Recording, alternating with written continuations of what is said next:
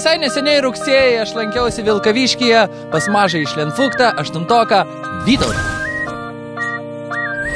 O šiandien aš ir vėl čia pas didį šlenfuktą 11-oką Vygantą. Esu Vygantas Šlenfuktas, mokausi Vilkaviškio Aušros gimnazijoje. Mokykloje labiausiai domiuosi fizika, chemija, biologija, matematika. Po pamokų mėgstu su draugais nueiti pažaisti krepšinį tiek salėje, tiek lauke. Mėgstu žaisti su kompiuteriu, klausyti muzikos ir aktyviai leisti laiką. Vygantas yra toksai žmogus, kuris išoriškai atrodo labai ramus, nepajudinamas, bet tai yra labai darbštus žmogus, kuris gali padaryti bet kokį darbą iki galo, visada juo galima pasitikėti. Jis pats protingiausias iš mūsų klasės. Mažai šneka, bet dažniausiai labai daug pasako. Vygantas yra tikrai labai geras mūsų klasiokas ir draugas. Kokią muziką klausaisi? Klausau viską nuo repo iki hardroko ir metalo.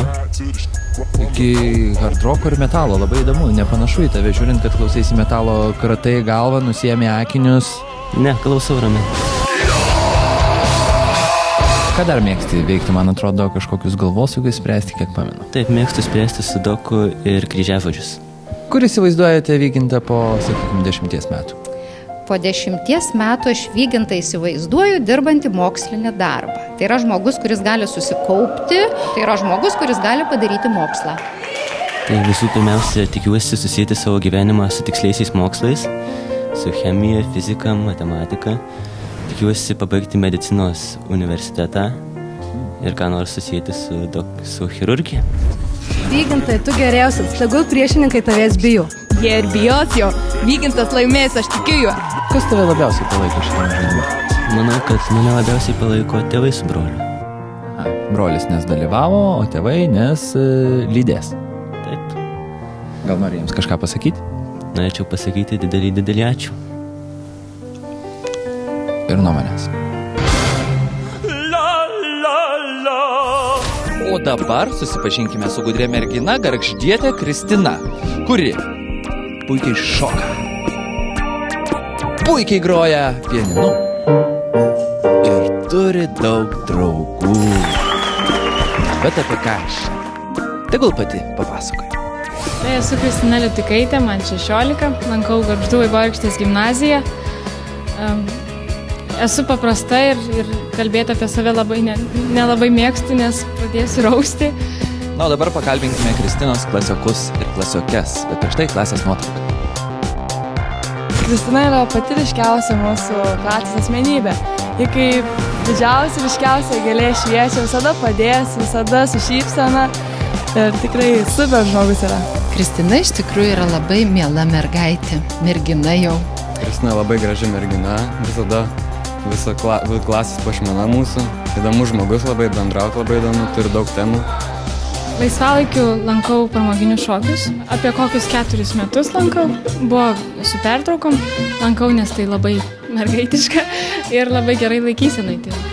Taip pat 7 metus jau baigsiu muzikos mokyklą, fortepijono klasę. Ir mano pats didžiausias užsidegimas, toks kaip aistra, tai kalbos. Tai aš laisvai kalbu angliškai, rusiškai galiu, viską suprantu ir prancūzų dabar mokausi. Kristina labai linksma ir nėra, kad tas tipinis žmogus, kuris sėdi ir mokosi, visada pralinksmis, visada ir pagosi, jeigu reikia. Labai visapusiškas ir fainas žmogus.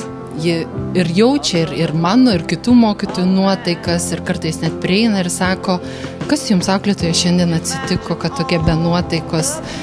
Su mokytojais man labai sekas, tarp kitko. Pirmoji mokytoja turbūt pati geriausia pasaulyje, čia taip nekukliai pasakysiu. Muzikos mokykloje mokytojai irgi vieni iš geriausių, į pamokas su malonumu. Gimnazijoje pamokos irgi vienas džiaugsmas, bet šiaip mokytojai yra nerealūs. Jeigu atsitiks taip, kad tu laimėsi mūsų draugo Lukoilo įsteigtą 100 litrų degalų čekį, kur važiuotum su visą savo klasę? Tai greičiausiai Vilnių, nes jis toliausiai, tos 100 litrų galim naudingai išdeginti. Ten nueitumėm gal į kokį operos ir baleto teatrą, filharmoniją, spektaklį. Mėgsti pasikultūrinti? Mėgstu.